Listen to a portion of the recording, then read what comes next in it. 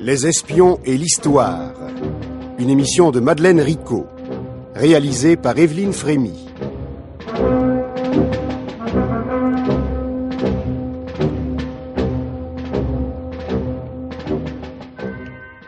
Dans le livre de messe des jeunes filles catholiques d'Irlande, entre les deux guerres et peut-être encore de nos jours, les noms de 16 hommes tombés pour leur patrie lors de la rébellion de la semaine de Pâques de 1916 figurent comme ceux de héros, de martyrs, de saints, car ainsi que l'écrivit l'Irlandais George Bernard Shaw, les autorités anglaises, par leur rigueur, avaient canonisé les rebelles.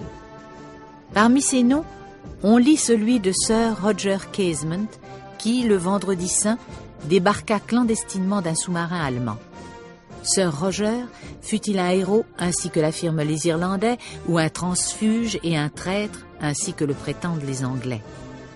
L'équipage du bateau allemand Libau, camouflé en cargo norvégien, et son commandant, le lieutenant de vaisseau Karl Spindler, qui devait débarquer des armes destinées aux Sinn Feiners, furent-ils des soldats en mission ou des pirates selon le droit maritime? L'un et les autres furent-ils victimes d'une trahison ou des services secrets anglais et américains? C'est ce que nous allons tenter d'établir.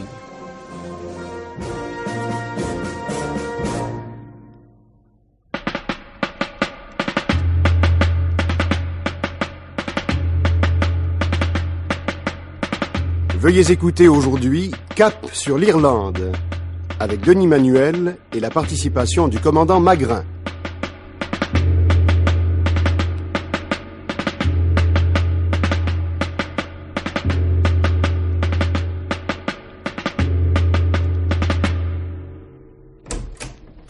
Le commandant du patrouilleur Paul Astern. Entrez, Spindler. À vos ordres, capitaine. Je vous ai fait venir, lieutenant Spindler, pour vous informer que je vous ai proposé pour une mission très spéciale, et dont il m'est défendu pour l'instant de vous révéler le but. Je peux seulement vous dire que vous devrez rassembler pour l'accomplir un équipage composé d'un officier, de 5 sous-officiers et de 16 hommes. Devrais-je les choisir parmi mon équipage actuel? Non, mais parmi ceux de la demi-flottille des patrouilleurs de la mer du Nord, car ils devront tous être volontaires, courageux, jeunes, vigoureux, posséder un grand sens du devoir et, de plus, ne pas être chargés de famille. Ces conditions vous indiquent que la mission sera dangereuse. En acceptez-vous pourtant le commandement, Spindler? Avec enthousiasme, capitaine Forstmann, car j'ai toujours eu le plus grand désir d'accomplir quelque chose de particulier. Je crois que vos vœux seront comblés. Que devrais-je faire après avoir constitué mon équipage? Vous rendre avec lui à Hambourg, pour y prendre le commandement d'un bateau nommé le Libau. Le Libau? Oui, c'est un cargo de prise, qui se nommait le Castro, lorsqu'il appartenait à la compagnie anglaise Wilson. Depuis sa capture, il y a 1 an et demi, il n'a jamais navigué. Vous allez le trouver sans doute dans un parfait désordre, mais ses machines ont été remises en état par les mécaniciens de notre marine de guerre. Où devrais-je me rendre avec le Libau? Vous gagnerez sous pavillon de commerce allemand Wilhelmshaven, où des aménagements importants doivent être apportés au Libau. Puis-je savoir quels aménagements, capitaine? Non. Non, vous les connaîtrez en temps utile. Car je ne saurais trop insister, lieutenant Spindler, sur le secret de votre mission. Vos hommes ne connaîtront leur destination qu'après votre départ, afin qu'ils ne puissent en informer, ne serait-ce que par mégarde, leurs parents ou camarades, et à plus forte raison les espions qui infestent nos ports. Vos parents seront prévenus seulement que vous avez reçu une mission spéciale et qu'il est possible qu'ils ne reçoivent pas de nouvelles de vous avant 1 an. Je veillerai avec une particulière rigueur à cette consigne du silence, capitaine.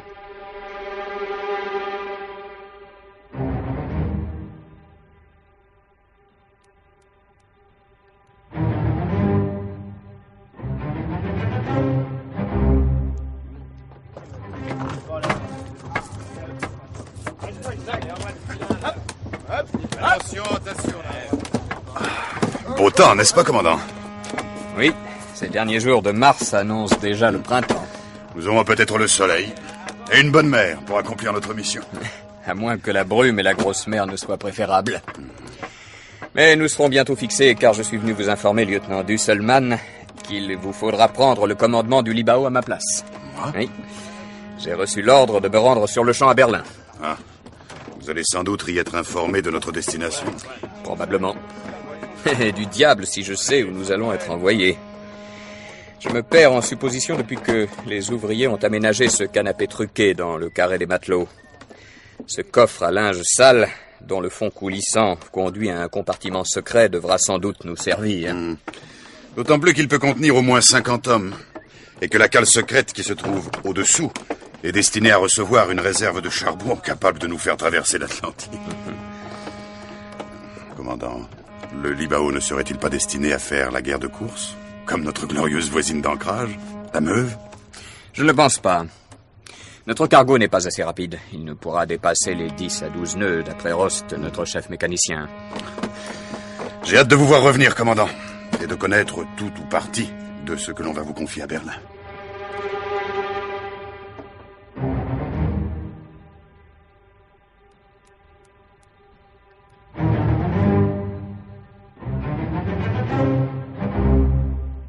Commandant Spindler, le ministre des Affaires étrangères désire que nous nous entretenions, avant que vous ne le rencontriez, d'un homme avec lequel vous allez collaborer. Avez-vous entendu parler de Sir Roger Casement? N'est-ce pas cet Anglais qui a gagné l'Allemagne au début de la guerre? Non pas cet Anglais, mais cet Irlandais qui est arrivé à Berlin le 31 octobre 1914. Ah. C'est un homme tout à fait remarquable, bon, idéaliste, supérieurement intelligent. Les Anglais le considèrent comme un transfuge, pour ne pas dire un traître, car il fait leur agent consulaire pendant une vingtaine d'années en Afrique. Vous êtes sans doute trop jeune, trop homme de mer pour vous être intéressé à l'enquête qui le fit nommer, il y a une dizaine d'années, compagnon de l'ordre de Saint-Michel et Saint-Georges. Le gouvernement anglais l'avait chargé de vérifier s'il était exact que des atrocités étaient commises dans les plantations de caoutchouc du Congo belge. L'enquête fut positive et provoqua l'indignation du monde civilisé. Mais n'est-ce pas ce même Casement qui, vers 1910, accusa la compagnie péruvienne de l'Amazone d'agir de même dans les plantations de caoutchouc du Putumayo? C'est bien lui. À la suite de son courageux rapport, il fut nommé chevalier.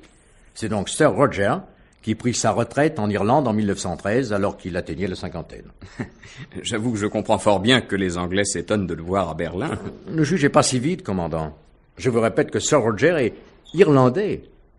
Or, juste avant que les hostilités n'éclatent, Sir Roger était en mission aux États-Unis pour collecter auprès des Irlando-Américains des fonds destinés aux rebelles d'Irlande qui luttent pour l'indépendance de leur patrie.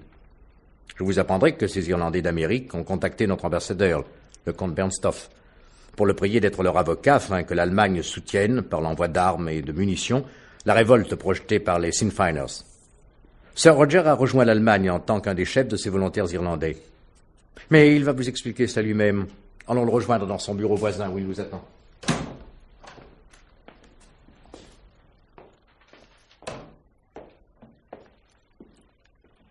Sir Roger, je vous présente le lieutenant Spindler, qui va être chargé de forcer le blocus maritime anglais avec son navire, de vous retrouver à Trilly, puisque vous avez préféré voyager par sous-marin, et enfin, qui débarquera les armes qui vous sont nécessaires. Commandant? Lieutenant Spindler, je vous présente le premier ambassadeur du peuple irlandais auprès des gouvernements allemands et américains. Monsieur l'ambassadeur. Sir Roger, le lieutenant Spindler s'étonne que vous vous trouviez à nos côtés et non aux côtés des Anglais. Veuillez m'en excuser, sir. Je ne suis qu'un marin, peu compétent en questions politiques. Ne vous excusez pas, jeune homme. Vous partagez, hélas, l'incompréhension de la plupart des Européens, hormis les Allemands, en ce qui concerne les véritables sentiments des Irlandais. Il faut donc que je vous explique que l'Angleterre est l'ennemi, l'envahisseur de l'Irlande depuis des siècles. Et l'Angleterre est tellement plus puissante qu'il est impossible pour l'Irlande de se libérer par ses seuls efforts. Il faut donc que ma patrie cherche une alliance avec une puissance anti-anglaise qui lui offre son appui, moyennant une promesse de garantir l'indépendance de l'Irlande au cas de sa victoire sur l'Angleterre. Or, cette victoire de l'Allemagne en ce printemps 1916 semble probable. Herr Zimmermann a parfaitement compris cette aspiration des nationalistes irlandais. Aussi bien avons-nous conclu avec Sir Roger un traité, en fait la première alliance de la République d'Irlande, par lequel, contre la fourniture d'armes et de munitions, une brigade irlandaise serait constituée avec les prisonniers du camp de Limburg. Je dois vous avouer, lieutenant, que la constitution de cette brigade a été un échec. Ces 2500 Irlandais, engagés volontaires d'ailleurs dans l'armée anglaise, n'ont pas compris mes intentions lorsque j'ai été leur parler, et je n'ai pu obtenir que l'adhésion de 55 d'entre eux. Si bien que nous avons dû renoncer à faire débarquer ce maigre effectif avec les munitions que vous transporterez sur votre bateau, Spindler. J'étais très déprimé par ce demi-échec, et on m'a soigné dans une maison de santé de Bavière. Lorsqu'il y a quelques jours, j'ai reçu la visite d'un envoyé des Sinn Feiners, le capitaine Roger Monteil. Il m'a annoncé que la rébellion devait éclater à Dublin la semaine de Pâques. On m'attend là-bas un peu avant cette date, ainsi que les 20 000 fusils et les 100 mitrailleuses que vous transporterez. Il vous faudra donc, Spindler, débarquer Sir Roger et les munitions au plus tard, le jeudi saint 21 avril, en baie de Trilly, sur la côte ouest de l'Irlande. Mais comment pourrais-je forcer les différentes lignes de blocus? Cela me semble impossible. Ce que la Meuse a réussi, votre navire peut le réussir. Mais naturellement pas sous pavillon allemand, sous celui d'un pays neutre. Le Libao va donc devenir Lode, cargo norvégien. Si vous réussissez, lieutenant Spindler, et si les rebelles irlandais sont assez forts pour réussir leur soulèvement, vous pourrez vous dire que non seulement vous avez aidé à abréger la guerre mondiale de plusieurs mois, mais aussi contribué à faire reconnaître par la conférence de la paix qui suivra l'arrêt des hostilités l'indépendance de la République d'Irlande.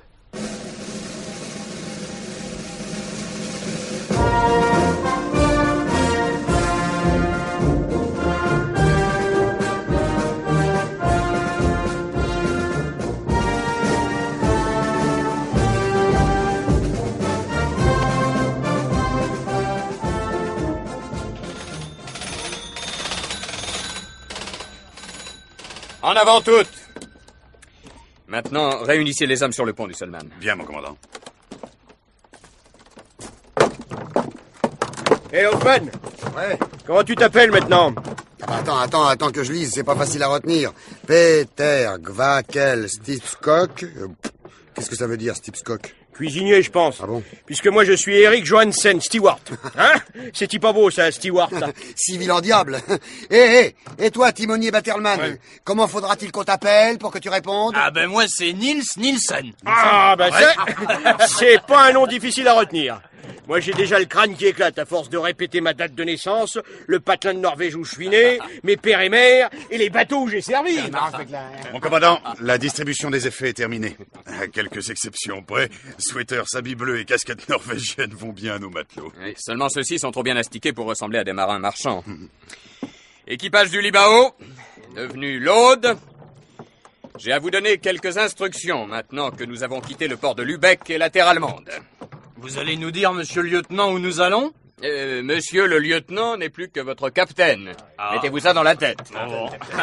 Et votre capitaine ne peut encore vous dire exactement votre destination.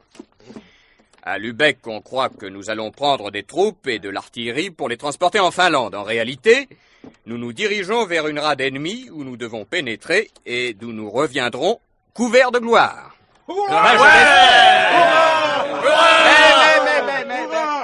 Nous ne pourrons réussir que si les navires que nous allons croiser et les patrouilleurs ennemis, qui éventuellement pourront nous faire stopper et nous inspecter, sont abusés par nous.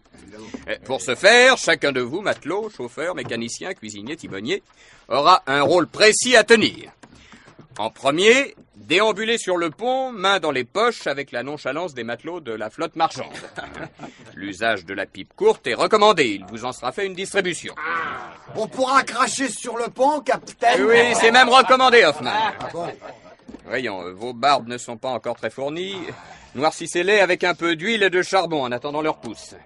Quant aux livrets matricules, aux certificats de navigation, aux livres de bord, aux instruments de navigation norvégiens qui sont un peu trop neufs, il va falloir les exposer aux embruns et les maquiller de poussière et de taches diverses pour les rendre vraisemblables en cas d'examen. Lieutenant Dusselman, expliquez maintenant aux hommes ce qu'ils devront faire si une visite du bateau s'annonce. Chacun de vous devra ramasser dans des sacs tous les objets allemands qu'il aura à sa portée. Uniformes, armes, cartouches explosives, bombes incendiaires, livres, cartes maritimes, pavillons, etc. Et les balancer par le coffre à linge sale dans la boîte magique qui se trouve en dessous. Bah, comment qu'on saura qu'on n'a rien oublié? Ne vous inquiétez pas, timonier. Nous ferons de nombreuses répétitions avant de quitter les eaux allemandes. Ah, bon.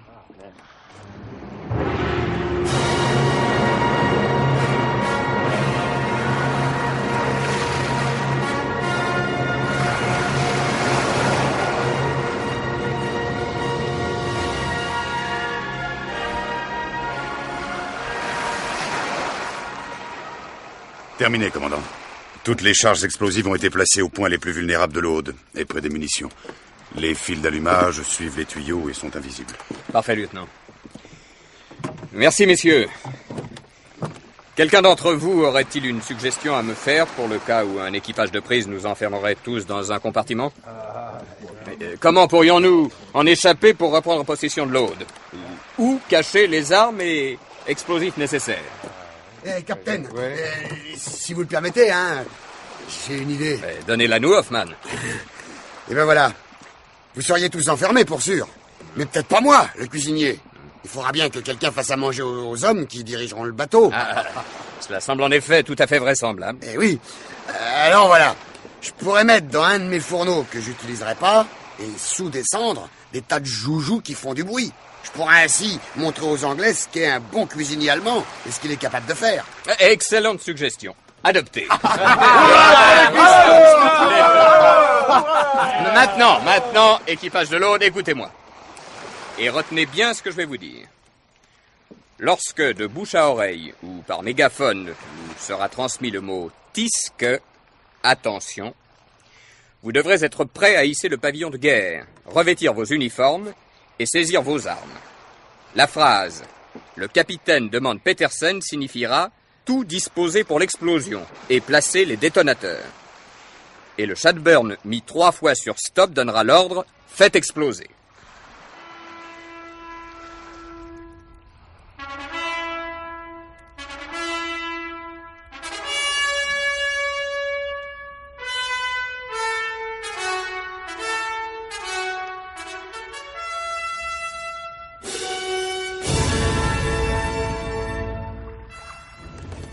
Dans une demi-heure, commandant, l'avarie de la machine sera réparée, nous pourrons remettre en route. Merci, Rost. Quartier-maître Mattinson, ordonnez de mettre une chaloupe à la mer. À vos ordres, commandant. Chaloupe à la mer, par bâbord avant. Mais mon commandant, pourquoi ce canot? Parce que je veux me rendre compte de l'aspect que présente notre Aude aux navires qui nous croisent et au périscope des sous-marins. J'ai grand-peur, en effet, Düsselmann, qu'un de nos compatriotes ne dirige une de ces torpilles contre nous. Mais tous les sous-marins allemands n'ont-ils pas été prévenus de notre mission et de notre nom? Malheureusement pas tous. Ceux qui se trouvaient en croisière lointaine n'ont pu l'être et l'on m'a averti à Berlin de prendre garde à eux. Il serait pour le moins drôle que nous soyons envoyés par le fond par un des nôtres. La chaloupe est à l'eau, capitaine. Bon, j'y vais.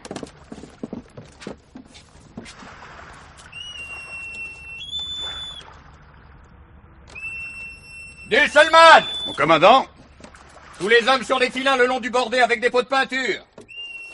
Il ne reste sur la coque du pavillon norvégien de notre nom l'autre que des signes cabalistiques. La mer a tout barbouillé. Si on voulait paraître suspect, on ne ferait pas mieux. À l'ouvrage, mes garçons! Réparez-moi vite le désastre!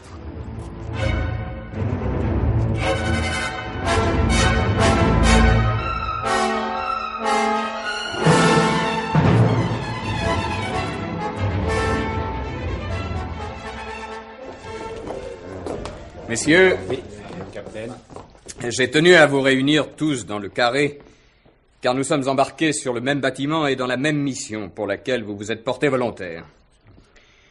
Je veux vous informer que nous allons tenter de franchir la ligne de blocus qui s'étend entre les îles Féroé et l'Islande. C'est la plus forte ligne de surveillance établie par la Home Fleet. 10 à 12 grands croiseurs auxiliaires y veillent. Mais il nous faut la percer, car toutes les autres routes autour de l'Islande sont ou trop incertaines, par suite de la débâcle des glaces qui n'est pas amorcée, ou trop longues. Cette percée sera tentée demain si les conditions atmosphériques sont favorables, c'est-à-dire si le baromètre continue à tomber.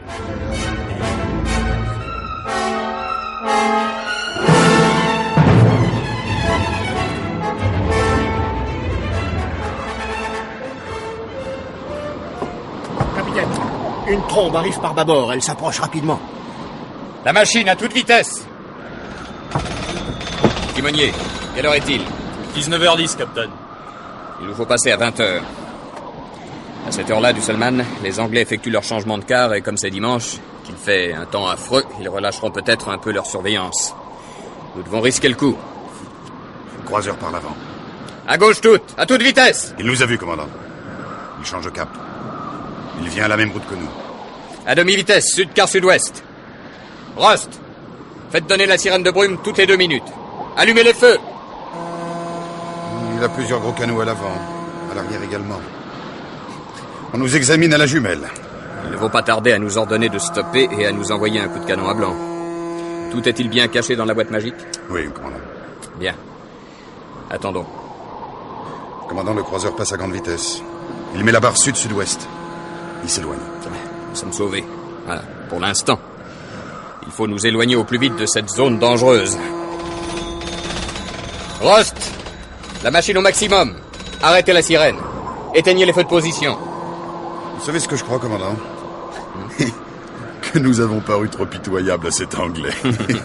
Il a dû se dire, qui sait si cette pauvre vieille caisse à savon norvégienne pourra gagner le port le plus proche.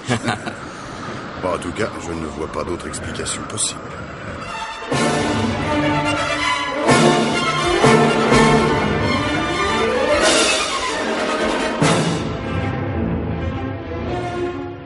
Commandant, sauf l'homme de quart et le timonier, les hommes se rendront au carré dans 5 minutes. Merci, Mattinson. Avez-vous fait régler montres et pendules à l'heure du méridien de Greenwich? Oui, mon commandant. Ainsi donc, demain, nous serons au moment voulu, au point voulu. Mais qui nous attendra? Les Irlandais? Ce n'est pas certain. Si un des croiseurs auxiliaires que nous avons aperçus nous a démasqués et signalés, qui sera au rendez-vous dans la baie de Tralee? Et si les rebelles irlandais, dans leur zèle exagéré, ont, ainsi que le Crank Esmond, fait éclater leur révolte trop tôt et que l'état de siège ait été proclamé sur la côte occidentale, comment pourrons-nous effectuer le débarquement? Il est vraiment dommage que l'on n'ait pas jugé bon de nous donner un poste de radio. Nous ignorons tout des événements qui ont pu se passer en Europe pendant nos 10 jours de navigation. Ah, mais voici l'équipage. Ne pensons plus qu'à notre mission. Messieurs, je pense que demain, en 6 ou 7 heures, nous aurons débarqué les armes dans le port de Fenit, en baie de Tralee, où les rebelles irlandais, sous la direction de Sir Roger Casement, doivent nous attendre. Je ne doute pas que tout se passe au mieux. Aussi bien l'entrée dans le port, dont les fonds sont très bas, grâce au délestage que vous venez d'effectuer de notre fausse cargaison, que le débarquement des armes. Mais je tiens à vous informer que si par malheur vous étiez capturé, il est vraisemblable que vous seriez condamné à être pendu ou fusillé. Eh ouais, on s'en doute. Mais pour ça, faudrait d'abord qu'on nous prenne, hein? Non, mais si je vous ai réunis, ce n'est pas seulement pour vous dire cela, mais encore pour vous demander votre avis. Je n'ai pas reçu d'ordre pour le cas où nous réussirions à ressortir de cette baie d'Irlande. 3 possibilités s'offrent à nous. La première, c'est de tenter le retour en Allemagne. Ah oui. La deuxième, d'aller nous faire interner dans un port neutre. Et enfin, la troisième, comme notre célèbre me veut, de mener la guerre de course en gagnant l'Atlantique. Qu'en pensez-vous? Donnez-moi vos avis sans crainte. Mais on n'a pas de canon pour faire la course, capitaine. C'est exact. C'est pourquoi vous allez m'en fabriquer 4 avec des planches peintes en gris. Mais on pourra pas tirer avec. Eh bien, nous remplacerons les boulets par des charges de poudre qui pourront faire croire à des vapeurs pas trop importants que nous allons vraiment les couler. Je pense, par ce bluff, nous pourrons attraper un ou plusieurs bâtiments. Vive le corsaire! Maintenant, demi-tour. Au travail, demain sera une rude journée.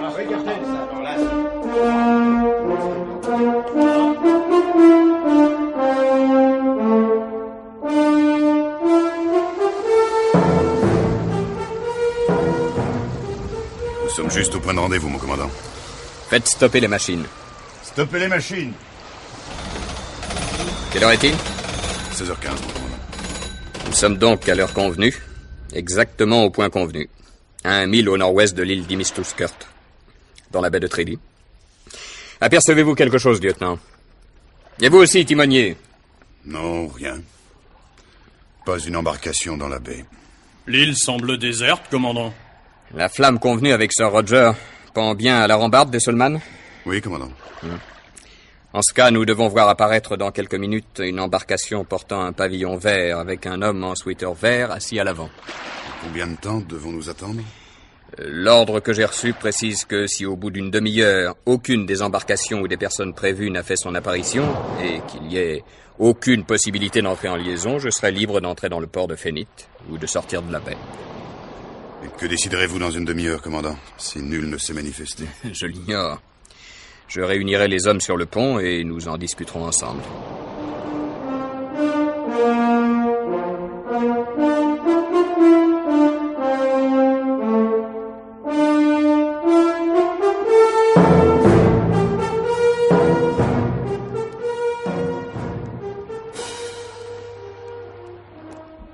Équipage de l'Aude, si j'ai pris sur moi d'allonger d'une demi-heure le délai qui m'était imparti, je dois vous avertir que nous ne pouvons rester plus longtemps ainsi stoppés.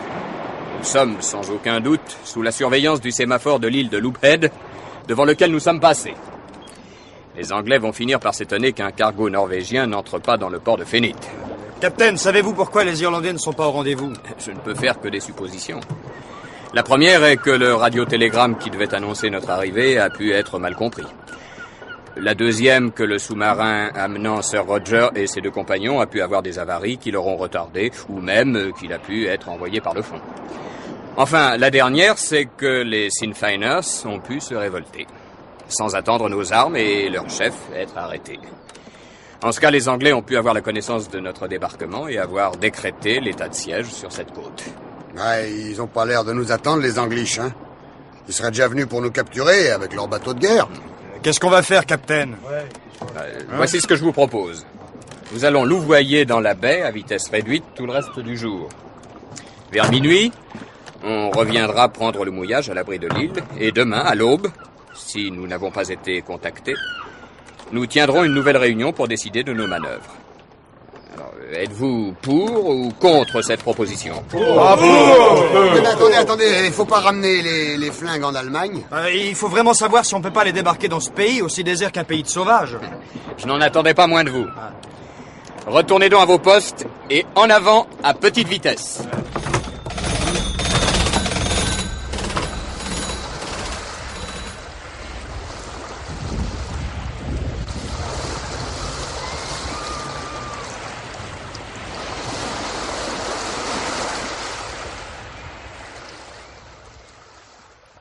Voilà l'aube qui pointe, commandant.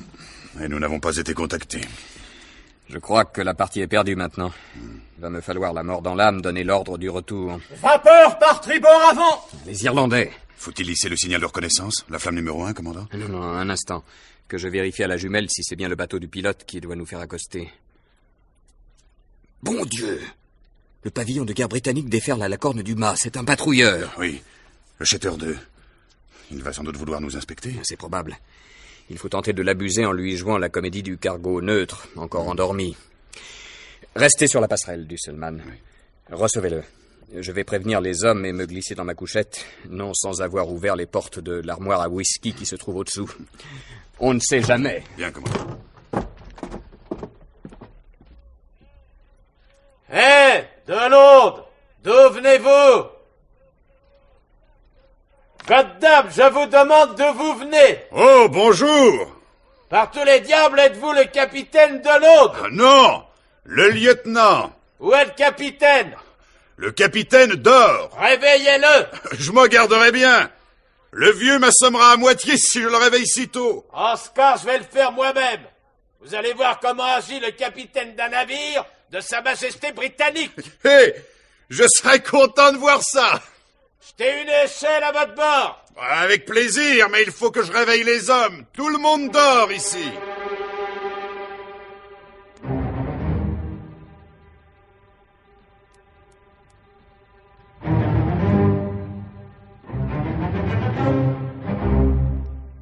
Asseyez-vous, je vous prie, capitaine, pendant que je m'habille.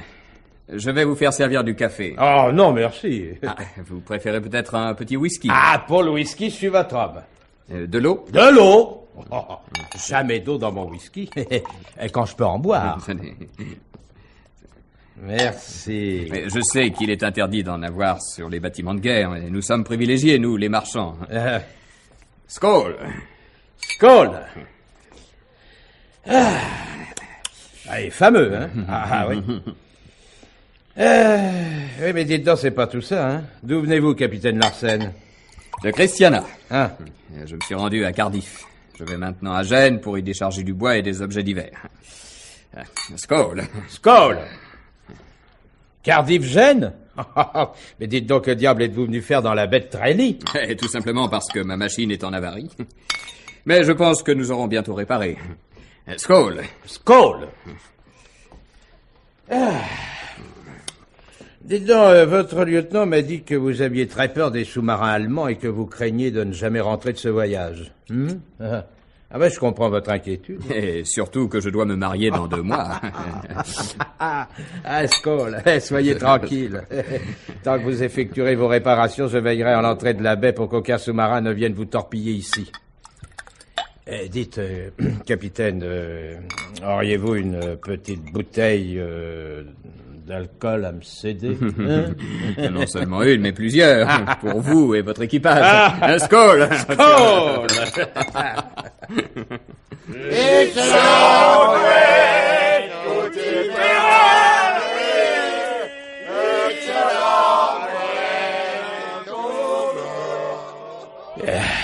Merci, capitaine. Vous êtes un brave Norvégien.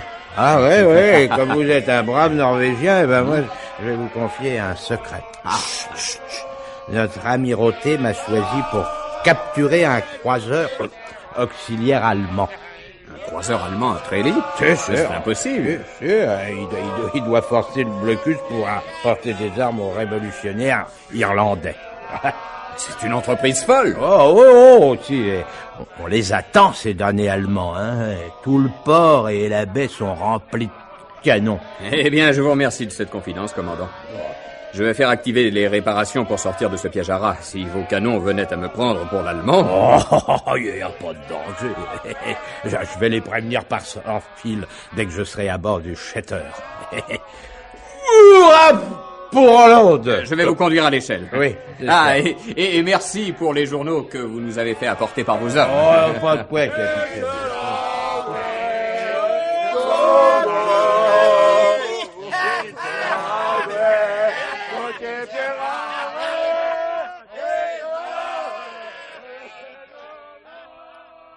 Ainsi donc, commandant, les journaux viennent de vous donner la raison pour laquelle les Irlandais n'étaient pas au rendez-vous. Oui. Plusieurs chefs Sinn Féiners ont été arrêtés et emprisonnés à Fenit il y a 3 jours pour avoir tenté un complot contre la sûreté de l'Empire britannique. Un pilote a également été pris. Il nous faut quitter la baie au plus vite. On va nous attendre à la sortie. Sans doute. À moins que cet ivrogne de commandant du Shatter ait dissipé tous les soupçons par son inspection alcoolisée.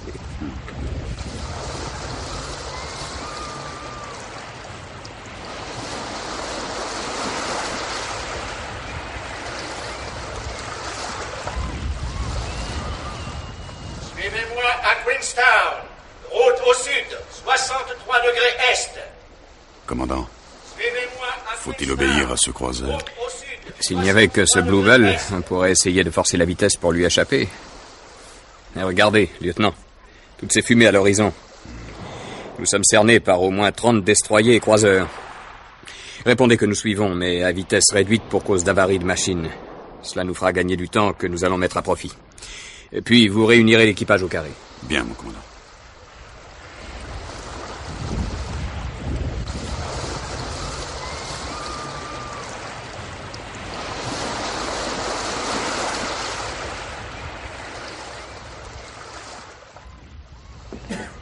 Équipage de l'Aude, c'est la dernière fois que je vous réunis. Voici mes ordres. Puisque les Anglais n'ont pas jugé bon de nous envoyer un équipage de prise, nous allons en profiter pour brûler tous les papiers compromettants.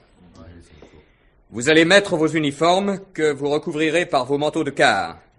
Cachez dans vos poches vos casquettes militaires. Vous disposerez tout pour l'explosion. Je demande 4 volontaires pour faire partir les détonateurs et hisser les pavillons de guerre. Tous les autres descendront dans les embarcations avant l'explosion. Qui est volontaire? Merci, mes amis. Quand est-ce qu'on fera couler l'Aude? Quand nous serons au milieu du chenal de Queenstown, pour obstruer l'entrée de ce port. Bien. Rappelez-vous le signal. Le shotburn, mis 3 fois sur stop, veut dire « faites exploser ».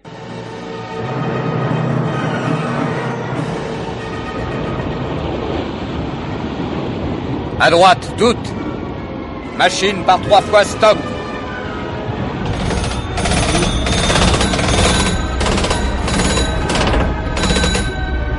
Tous aux embarcations, en uniforme.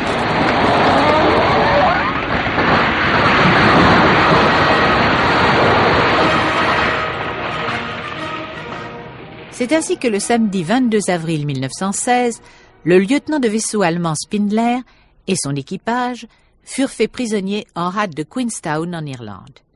Ils craignirent pendant quelques heures, devant l'attitude des marins anglais, de ne pas être considérés comme des prisonniers de guerre et d'être fusillés sans jugement. Spindler, transféré à Londres et interrogé par Sir Basil Thomson, chef de l'intelligence service, et par l'amiral Hall, chef des services secrets de l'amirauté, défendit avec acharnement le principe que lui et son équipage devaient être considérés non comme des pirates, mais comme des soldats allemands. Il ne céda pas à la sorte de chantage exercé sur lui pour qu'il avoue le complot, sous le prétexte que Sir Roger Casement, arrêté peu après son débarquement le vendredi saint, l'aurait trahi. Bien que l'on ait trouvé dans la doublure de sa veste d'uniforme des liasses de billets de banque anglais, que le Libao ait été convaincu d'avoir navigué sous pavillon neutre et donc d'avoir violé le code maritime, qu'un scaphandrier ait remonté quelques armes trouvées dans l'estuaire, le commandant Spindler et son équipage ne furent pas exécutés, mais furent transférés dans des camps de prisonniers de guerre. En avril 1918, après plusieurs tentatives d'évasion, Spindler était échangé. Sir Roger Casement, alors qu'il marchait à la mort par pendaison, avec la dignité d'un prince, ainsi que le rapporta le chapelain qui l'assista le 3 août dans la prison de Pentonville, entendait-il dans sa mémoire les phrases qu'il avait écrites autrefois. Le jour où notre premier camarade allemand débarquera en Irlande, le jour où l'on verra le premier vaisseau de guerre allemand fendre fièrement les vagues de la mer d'Irlande, avec le pavillon irlandais à sa proue. Ce jour-là, beaucoup d'Irlandais devront mourir, mais ils mourront dans la paix de Dieu, avec la certitude que l'Irlande peut vivre.